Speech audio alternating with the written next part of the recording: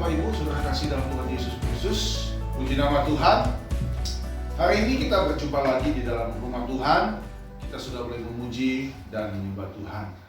Saya akan membacakan kebenaran firman Tuhan, membawakan firman Tuhan pada hari ini yang terambil dalam Injil Yohanes pasal 6 ayat 25 sampai dengan 29. Khotbah pada hari ini saya kasih judul Tujuan Mencari Tuhan. Tujuan mencari Tuhan. Kita buka bersama-sama Yohanes pasal 6 ayat 25 sampai dengan 29. Kita akan membaca bergantian. Dimulai lebih dahulu dari saya. Roti hidup. Ketika orang banyak menemukan Yesus di seberang laut itu, mereka berkata kepadanya, "Rabi, bila mana engkau tiba di sini?" Yesus menjawab mereka, "Aku berkata kepadamu, sesungguhnya kamu mencari aku, bukan karena kamu telah melihat tanda-tanda, melainkan karena kamu telah makan roti itu dan kamu kenyang. Bekerjalah bukan untuk makanan yang akan dapat binasa, melainkan untuk makanan yang bertahan sampai kepada hidup yang kekal yang akan diberikan anak manusia kepadamu, sebab dialah yang disahkan oleh Bapa Allah dengan meterainya." Lalu kata mereka kepadanya, "Apakah yang harus kami perbuat supaya kami mengerjakan pekerjaan yang dikehendaki Allah?" Kita baca bersama-sama 2, 3. Jawab Yesus kepada mereka, "Inilah pekerjaan yang dikehendaki Allah, yaitu hendaklah kamu percaya kepada Dia yang telah diutus oleh Allah." Puji Tuhan, saudara-saudaraku. Firman Tuhan saya kasih tema tujuan mencari Tuhan. Saudara, kalau kita membaca Yohanes pasal 6 ini, kita tidak boleh juga melupakan bagaimana di awal dari Yohanes pasal 6 ini ada satu mujizat yang luar biasa yang dibuat oleh Tuhan Yesus Kristus, yaitu Tuhan Yesus memberi makan 5.000 orang dengan 2 ekor ikan dan 5 ketul roti. Cerita yang sangat fenomenal, cerita yang terkenal, cerita yang sangat spektakuler. Saudara, kenapa saya katakan mujizat yang luar biasa? Karena secara akal manusia jelas tidak mungkin memberi 5.000 orang makan hanya dengan 2 ekor ikan dan 5 roti. Itu mustahil, saudara, tidak mungkin. Tetapi kalau Tuhan sudah berkata, kalau Tuhan sudah berkarya, kalau Tuhan sudah melakukan mujizat, semua itu pasti bisa terjadi. Maka pada hari ini kita yang berkumpul di tempat ini, bahkan saudara yang menonton video khotbah ini, saudara jangan pernah ragukan kuasa Tuhan. Saudara jangan pernah ragukan janji Tuhan. Di dalam Tuhan Yesus selalu ada mujizat. Amin. Sekalipun Tuhan tidak kita lihat dengan kasat mata, tetapi saudara perhatikan, setiap kehidupan yang kita jalani itu tidak pernah lepas dari tangan kasih dan kuasa serta mujizat Tuhan. Amin. Kita masih bersyukur di tengah-tengah masa pandemi ini Tuhan masih beri kita kekuatan dan kesehatan. Ya, nah saudaraku, kembali kepada ayat emas kita pada hari ini, yaitu bagaimana kita melihat orang banyak yang ingin mencari Yesus. Tetapi kalau kita baca kebenaran firman Tuhan ini, saudara-saudaraku, ada hal-hal yang perlu kita renungkan pada hari ini sebagai pelajaran yang penting, sebagai orang percaya di dalam Tuhan.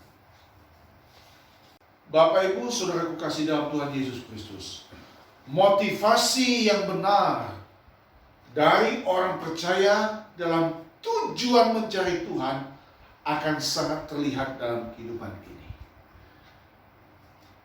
Saudara, perkataan Tuhan Yesus ini sangatlah menegur mereka.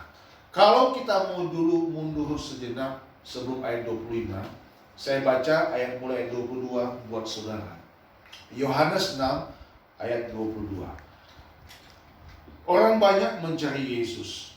Pada keesokan harinya orang banyak yang masih tinggal di seberang melihat bahwa di situ tidak ada perahu selain daripada yang satu tadi, dan bahwa Yesus tidak turut naik ke perahu itu bersama-sama dengan murid-muridnya, dan bahwa murid-muridnya saja yang berangkat.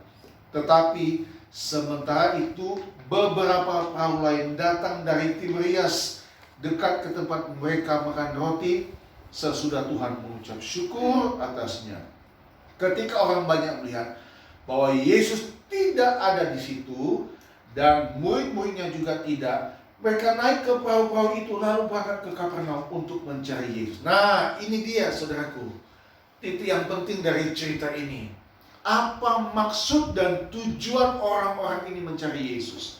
Ini yang coba kita kupas, yang coba kita pelajari, dan kita akan lihat kebenaran-kebenaran di dalamnya. Saudaraku, yang perlu saudara juga ketahui dari Yohanes pasal 6 ini, salah satu inti pentingnya di sini adalah bagaimana Yesus memperkenalkan dirinya sebagai roti hidup. Saya minta satu orang tolong baca ayat 35. Nanti saya akan berikan 3 hal yang perlu kita renungkan sesuai dengan kebenaran firman Tuhan pada hari ini. Tolong dibaca ayat 35 dari Yohanes pasal 6. Yohanes 6 ayat yang ke-35, kata Yesus kepada mereka, "Akulah roti hidup, barang siapa datang kepadaku, ia tidak akan lapar lagi, dan barang siapa percaya kepadaku, ia tidak akan haus lagi." Saudara, Yesus memberikan gambaran bahwa dia adalah roti hidup. Nah, nanti kita akan lihat saudaraku, bagaimana perspektif orang-orang itu dalam mencari Yesus. Saya kaitkan dengan kehidupan kita sebagai orang percaya. Apa tujuan kita mencari Tuhan sekarang? Nah, dari cerita ini, dari kejadian ini, dari peristiwa ini, saya ingin membawa kita semua untuk melihat 3 renungan pada hari ini. 3 hal yang bisa kita renungkan. 1, saudara-saudaraku, yang pertama, mencari Tuhan adalah tujuan yang utama dalam hidup ini. Yang pertama, saudaraku, mencari Tuhan dan menemukan Tuhan adalah tujuan yang utama dalam hidup ini. Temukanlah Tuhan dan pengajarannya yang murni. Temukanlah Tuhan dan pengajarannya yang murni. Ini prinsip saudaraku. Kita tidak boleh menyimpan dari prinsip ini. Temukan Tuhan dan pengajarannya yang murni. Kenapa saya bilang pengajaran yang murni? Karena Tuhan adalah roti hidup.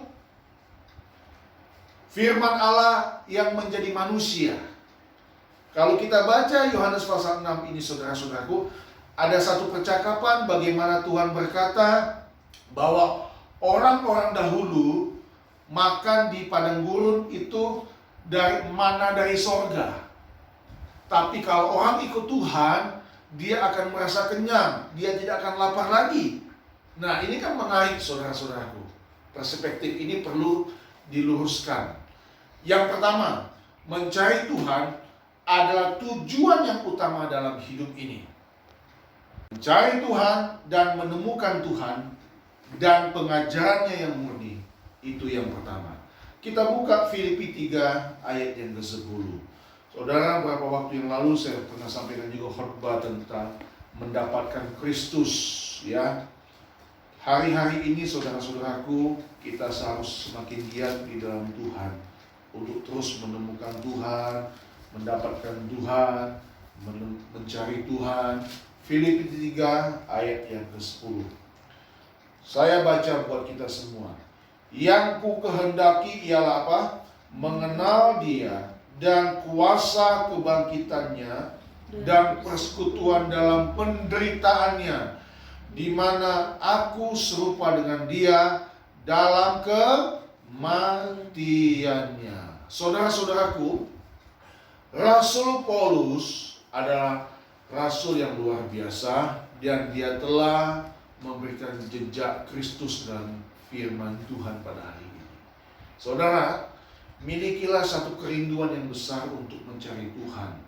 Karena tujuan utama dalam hidup ini, selain kita nyanyi lagu tadi, menyenangkan hati Tuhan, memuaskan hati Tuhan, maka itu lebih dahulu diawali dengan kita mencari Tuhan.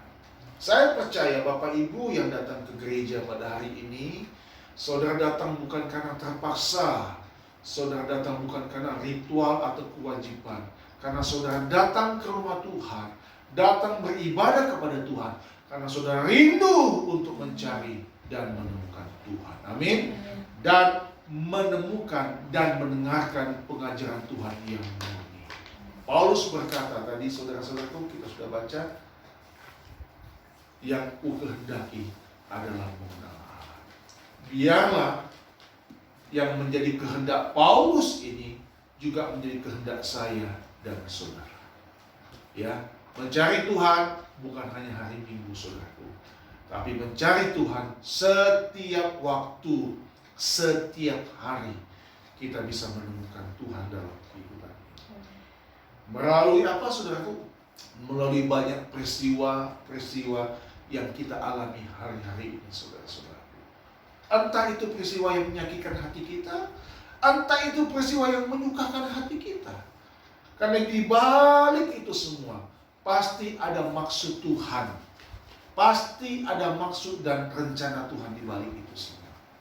Jadi yang pertama, mencari Tuhan adalah tujuan yang utama dalam hidup ini.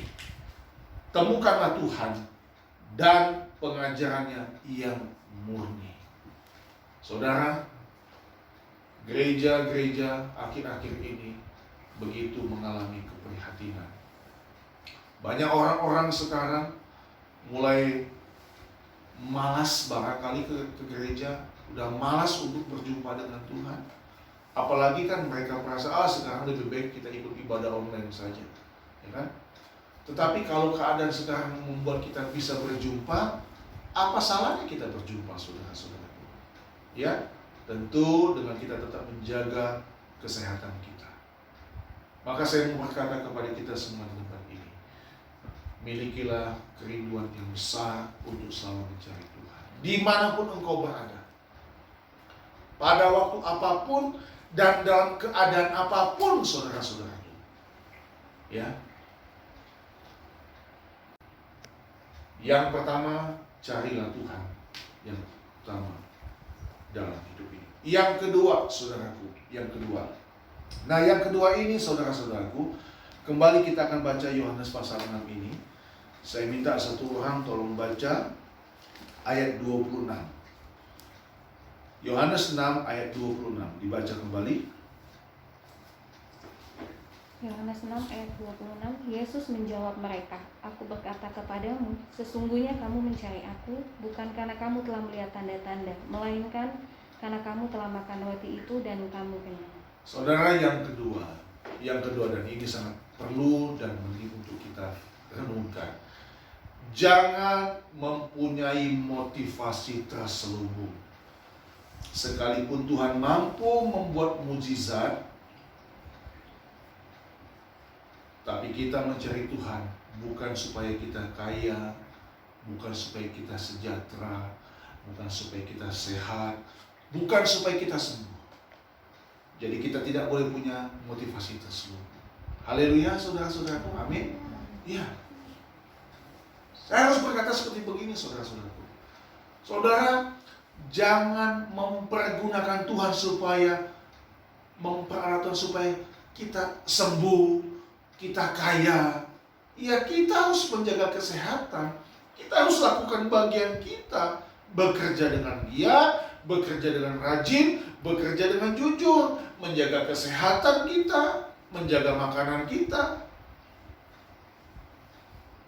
Saya percaya Tuhan mampu lakukan mujizat seperti di awal tadi saya katakan. Tetapi masalahnya, orang-orang pada masa itu, saudara-saudaraku, mereka di depan mata mereka melihat Yesus melakukan mujizat. Hanya dengan 2 ekor ikan dan 5 roti. Dan mereka tertarik untuk melihat, waduh, mungkin dalam pikiran mereka, wow, ini luar biasa ini. Jadi jelas sekali fakta yang ada, mayoritas mereka pada waktu itu mencari Tuhan karena mereka sudah kenyang. Nah, saya baca ya dalam terjemahan dalam bahasa Indonesia sehari-hari, apa yang ditulis dalam bahasa Indonesia sehari-hari dalam terjemahan ini, Yohanes 6 ayat 26. Perhatikan ya, Yohanes 6 ayat 26. Yesus menjawab, "Sungguh, kalian mencari aku bukan karena kalian sudah mengerti maksud keajaiban yang kubuat, tetapi karena kalian sudah makan sampai kenyang." Saudara, inilah motivasi yang keliru dan salah yang perlu saya harus luruskan pada hari ini bagi kita yang ada di tempat ini dan bagi saudara yang menonton khotbah ini. Cari Tuhan, ikut Tuhan, bukan supaya kita kenyang, bukan supaya kita sehat, bukan supaya kita kaya. Cari Tuhan, itu tujuan yang utama. Supaya apa? Supaya kita memperoleh Kristus dalam hidup ini dan mengalami persekutuan yang erat dengan Tuhan Yesus. Amin, saudaraku. Amin. Haleluya, saudaraku. Tuhan berkata, kalau kamu tidak bekerja, jangan kamu dapat makan. Kita yang ada di tempat ini adalah orang Kristen yang sudah dewasa, saudaraku. Bukan Kristen anak-anak. Kalau masih Kristen anak-anak, ya saya maklum dan mengerti. Masih bayi rohani, masih anak-anak rohani, ya perlu asupan yang lembek, susu, ya kan, dikasih tahu ikut Tuhan mukjizat, seperti kayak anak sekolah minggu. Tapi semakin hari semakin kita bertumbuh, kita tidak bisa lagi, saudaraku, seperti begitu. Ya, jadi orang Kristen itu ke gereja itu bukan karena kewajiban, bukan karena, tapi karena suatu kerinduan yang besar untuk mencari Tuhan dan menemukan Tuhan dan mendengarkan pengajaran Tuhan yang murni. Amin, saudaraku. Jadi yang kedua, jangan punya motivasi yang terselubung, saudaraku ya. Jangan punya motivasi lain deh. Ya. Nah, kita buka Kolose 2. Saya minta satu orang kembali bacakan. Kolose 2. Saya kasih tips ya. Ini motivasi yang benar dalam kita mencari Tuhan. Kolose pasal 2. Terus saya menyiapkan khotbah ini. Tuhan, tolong saya sekiranya apa yang saya sampaikan ini jadi berkat bagi kita semua. Kolose 2 ayat 6 dan 7. Tolong satu orang baca. Ini nih motivasi yang benar. Kolose 2 ayat 6 sampai 7. Iya. Kehidupan, kepenuhan hidup dalam Kristus. Iya. Kamu telah menerima Yesus Kristus Tuhan kita, karena itu hendaklah hidupmu tetap di dalam Dia. Tetap di dalam Dia. Kemudian hendaklah kamu berakar di dalam Dia. Berakar di dalam Dia. Dan dibangun di atas Dia. Dibangun di atas Dia. Hendaklah kamu bertambah teguh dalam iman yang telah diajarkan kepadamu, dan hendaklah hatimu melimpah dengan syukur. Amin, saudaraku. Ini motivasi yang benar. Supaya apa? Supaya kita tetap hidup di dalam Tuhan. Yang tadi saya bilang, persekutuan yang Paulus juga bilang dalam Filipi, yang kukehendaki mengenal Dia. Kemudian di dalam Kolose ini dikatakan kita berakar di dalam Dia dan dibangun di atas Dia dan bertambah teguh di dalam Tuhan, bertambah teguh, dan terus akhirnya kita dapat berkata, aku mengucap syukur kepada Bapa dengan hati melimpah. Amin. Dalam doa kita hari Jumat kemarin kan saya bahas tentang bagaimana kita hidup ini selalu banyak mengucap syukur di dalam Tuhan. Amin. Ada orang-orang yang Tuhan percayakan kekayaan tapi tidak bisa menikmatinya. Kata kita pengkhotbah pasal 6 ya, yang kita baca waktu hari Jumat. Nah, saudara, ini motivasi yang benar. Bukan supaya kita kenyang. Memang Tuhan bilang Dia adalah roti hidup. Tapi roti hidup ini bukan roti yang berasal dari sorga, seperti mana dari sorga. Bukan. Tapi roti ini adalah roti yang akan mengenyangkan orang percaya seumur hidupnya. Artinya apa, saudaraku? Artinya apa, saudaraku? Kalau kita mau dekat dengan Tuhan, kita akan ada kekenyangan rohani selalu dalam kehidupan ini. Amin. Ada kepuasan rohani dalam hidup ini. Nah, di dalam Kolose tadi dikatakan, kamu harus berakar di dalam Dia dan dibangun di dalam Dia. Jadi setiap hari, saudaraku, bagaimana supaya akar itu kuat? Bagaimana supaya bangun itu kuat? Ya, terus dipupuk, disiram, dibersihkan. Sehingga iman kita tetap terus bertambah. Dan kalau itu terus terjadi, kita tetap memiliki hati yang selalu mengucap syukur kepada Tuhan. Saudara-saudaraku, inilah motivasi yang benar. Inilah motivasi yang murni dalam kita ikut Tuhan Yesus Kristus. Ya, pengalaman saya sebagai gembala di daerah Cibinong ini, saudara-saudaraku, sudah hampir 14 tahun lebih. Di Bogor ini sudah 14 tahun. Banyak kali saya ketemu dengan orang yang cuma ke gereja, cuma cari keuntungan. cuma cari kesempatan bagaimana supaya saya bisa kenyang, supaya saya bisa dapat uang. Sudah sering saya ketemu yang begitu. Tapi lambat laun dengan perjalanan waktu, orang seperti ini akan tersingkir lama-lama, saudara-saudara. Ya, akan punya rasa malu sendiri. Kolose berkata kita harus berakar di dalam Tuhan. Ya. Jadi saudara datang kepada Tuhan supaya kita memperoleh roti hidup. Ya. Pada kesempatan lain Tuhan bilang Dia adalah air hidup. Dia juga adalah terang dunia. Dia adalah gembala yang baik. Tapi pada kesempatan ini dalam Yohanes 6 Tuhan katakan, akulah roti hidup. Kalau kamu makan roti hidup, kamu tidak akan pernah kelaparan. Haleluya, saudaraku. Buat apa saudara cari roti yang lain? Artinya apa? Buat apa saudara cari pengajaran yang lain? Untuk apa? Gak ada guna. Yang ada nanti kita tambah disesatkan. Jadi sesat kita nanti. Haleluya, saudara-saudaraku. Gitu. Itu yang kedua. Ya. Nah, yang ketiga, yang terakhir, saudara-saudaraku. Kembali kita melihat ayat emas kita, Yohanes pasal 6 tadi. Kembali. Tapi saya ajak kita baca Yohanes 6 ayat 47. Ayo kita baca sama-sama Yohanes 6 ayat 47. Yohanes 6 ayat 47, 1, 2, 3. Aku berkata kepadamu, sesungguhnya barang siapa percaya, ia mempunyai hidup yang kekal. Saudara, yang ketiga, dari renungan ini, tujuan kita mencari Tuhan. Kepercayaan kita kepada Tuhan Yesus, setelah kita menemukannya, haruslah percaya yang sungguh-sungguh dan tulus. Amin, saudaraku. Bukan kepercayaan yang munafik. Jadi ikut Tuhan itu bukan karena topeng, tapi karena kita tulus ikut Tuhan Yesus. Haleluya, saudaraku. Saudara tidak boleh datang ke rumah Tuhan karena terpaksa. Gak boleh. Saudara tidak boleh berdoa karena terpaksa. Saudara tidak boleh baca firman Tuhan karena terpaksa. Tapi waktu kita percaya kepada Tuhan, kita harus percaya yang sungguh-sungguh. Karena ini tujuan hidup kita. Tujuan percaya kita apa? Hidup yang kekal. Saya pernah sampaikan khotbah firman Tuhan tentang hidup yang kekal. Ini tujuan percaya kita. Bapak Ibu, kenapa saudara datang ke gereja? Kenapa saudara percaya kepada Tuhan Yesus? Tujuannya apa? Apa? Kalau lagu yang tadi kita nyanyi untuk menyenangkan Tuhan, setuju. Tapi nanti tujuannya apa? Supaya kita memperoleh hidup yang kekal. Tapi percaya di sini saudara bukan percaya yang standar, bukan percaya yang biasa. Karena kalau kita bilang percaya, kita buka dulu ya, Yakobus 2 ayat 19. Ayo, Pak Hadi tolong bacakan kembali Yakobus 2 ayat 19.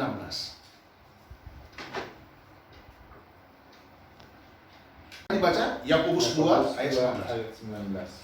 Engkau percaya bahwa hanya ada satu Allah saja, itu baik. Tetapi setan-setan pun juga percaya akan hal itu dan mereka gemetar. Nah, saudaraku, Yakobus menulis ini setan-setan pun percaya. Saudara percaya kepada Tuhan? Amin. Percaya. Setan-setan pun percaya dan mereka gemetar. Sekarang pertanyaannya, kita gemetar nggak? Ya, kita kadang-kadang tertawa saja. Ya, nggak datang ibadah, ketawa aja. Nggak berjumpa sama dia, ketawa aja. Seharusnya kita ini gentar, saudara, dalam hidup ini. Ada satu kegentaran dalam jiwa kita yang paling dalam. Waktu kita merasa Tuhan, aku jauh daripada Tuhan. Ingat apa kata Paulus tadi, saudara? Yang ku kehendaki mengenal Dia. Nah, saudara, tujuan utama kita percaya kepada ternyata untuk memperoleh hidup yang kekal. Ini penting. Ini menyangkut keselamatan yang Tuhan anugerahkan dalam hidup kita. Keselamatan ini bisa hilang dan lepas, saudaraku, kalau kita ikut Tuhan Yesus main-main, nggak sungguh-sungguh, nggak tulus. Tuluslah ikut Tuhan, saudara. Ya, tulus. Karena kematian Tuhan di atas kayu salib itu bukan kematian yang main-main, saudaraku. Itu kematian yang nilainya mahal. Petrus katakan dalam khotbah saya minggu lalu, kamu sudah ditebus bukan dengan barang yang fana, bukan dengan perak dan emas, tetapi dengan darah yang mahal, darah anak domba Allah. Bagaikan darah anak domba Allah yang tidak bercacat dan tidak bercela. Haleluya saudaraku, kita harus hormati Tuhan. Jadi yang ketiga, tentang roti hidup ini, tentang tujuan mencari Tuhan. Kepercayaan kita kepada Tuhan Yesus haruslah percaya yang sungguh-sungguh dan tulus. Amin. Haleluya saudaraku. Haleluya. Tuhan menghormati hati saudara yang tulus dan sungguh-sungguh di dalam Tuhan. Langkah jarang sekarang kita menemukan ketulusan dan kejujuran dalam hidup ini. Kiranya jemaat Maranatha yang ada di tempat ini, dan bagi saudara yang melihat kebenaran firman Tuhan melalui video YouTube ini, saudaraku, saudara dapat menemukan Tuhan, mencari Tuhan. Saudara datang kepada dengan keikhlasan, dengan ketulusan, bukan karena dipaksa. Percuma kalau saudara beragama Kristen, tapi saudara tidak mengalami Tuhan dalam hidup ini, sia-sia. Saudara temukan Tuhan. Salah satu ayat yang menggetarkan juga hati saya waktu kami besok pagi hari, beberapa hari lalu, sebagai ayat yang terakhir, saudaraku, kita buka dulu 1 Yohanes pasal 3.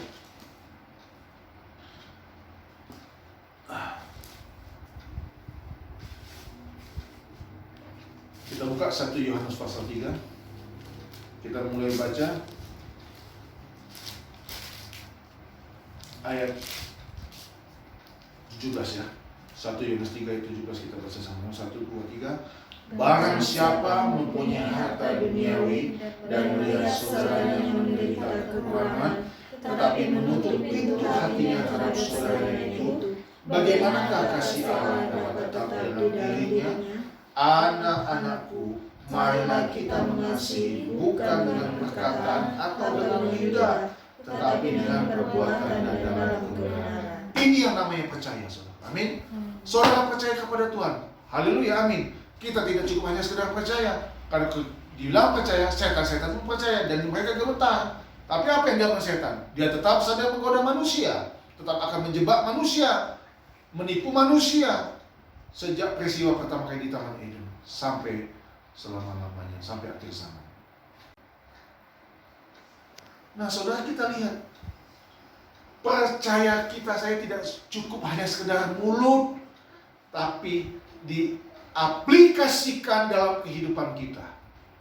Bagaimana orang-orang yang mencari Tuhan, dia akan menemukan Tuhan di wajah-wajah orang yang membutuhkan bantuan. Haleluya, saudaraku. Ini salah satu contoh supaya kita benar-benar percaya dengan sungguh dan tulus dalam hidup ini. Nah, hari ini saya ingin mengajak kita semua untuk serius dan sungguh-sungguh mencari Tuhan. Tanda-tanda sudah dibuat oleh Tuhan Yesus. Ya, Tuhan Yesus sudah buat tanda-tanda nih, buat mujizat. 5.000 orang makan kenyang, puas. Sisanya berapa bakul? Dia kan sisanya berapa bakul dia? 12 bakul sisanya. Itu harus menggentarkan kita dan membawa kita kepada kesungguhan dan keseriusan dalam mencari Tuhan dan mengikuti Dia. Bukan supaya kita kenyang, saudara. Amin. Apakah saudara pikir Tuhan Yesus menteri keuangan? Hah? Apakah saudara pikir Tuhan Yesus donatur? Pengusaha? Hah? Pengusaha beras? Tidak. Dia roti hidup. Kita menghormati Dia. Tapi kita mau hidup kita benar-benar sungguh-sungguh mengalami Tuhan. Dan setelah kita mengalami Tuhan, lalu menemukan Tuhan, kita aplikasikan kasih Tuhan itu dalam kehidupan kita. Saudara, barang siapa mempunyai harta duniawi dan melihat saudaranya menderita kekurangan, tetapi menutup pintu hatinya terhadap saudaranya itu, bagaimanakah kasih Allah dapat tetap di dalam dirinya? Anak-anakku, marilah kita mengasihi bukan dengan perkataan atau dengan lidah, tetapi dengan perbuatan dan dalam kebenaran. Itu percaya yang sungguh. Itu percaya yang top, yang luar biasa. Amin. Karena saudaraku, orang-orang non-Kristen pun bisa lakukan hal begini. Kalau kita cuma sebatas percaya, itu cuma sampai di otak kita, di akal kita saja, di pikiran kita. Tapi percaya kita harus kita terapkan dalam perbuatan yang sungguh-sungguh setiap hari. Amin. Haleluya, saudara. Kiranya saudara memiliki motivasi yang benar dalam mencari Tuhan. Ya, saya percaya mujizat tetap ada, tetapi kita pun harus percaya sungguh kepada Tuhan dengan sungguh-sungguh dan tulus dan ikhlas dalam kita mencari Tuhan. Tuhan Yesus memberkati kita. Tuhan Yesus menolong kita semua. Haleluya.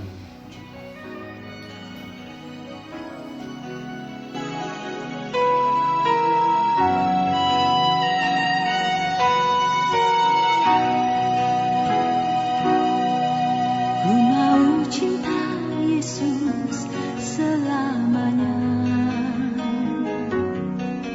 Ku mau cinta Yesus selamanya. Meskipun badai silih berganti dalam hidupku, ku tetap cinta Yesus selamanya. Ku mau cinta Yesus selamanya. Ku mau cinta Yesus selamanya. Meskipun badai silih berganti dalam hidupku, ku tetap cinta Yesus selamanya. Ya Bapa, Bapa, ini aku anakmu, layakkanlah seluruh hidupku. Ya Bapa, Bapa, ini aku anakmu, pakailah sesuai dengan rencanamu.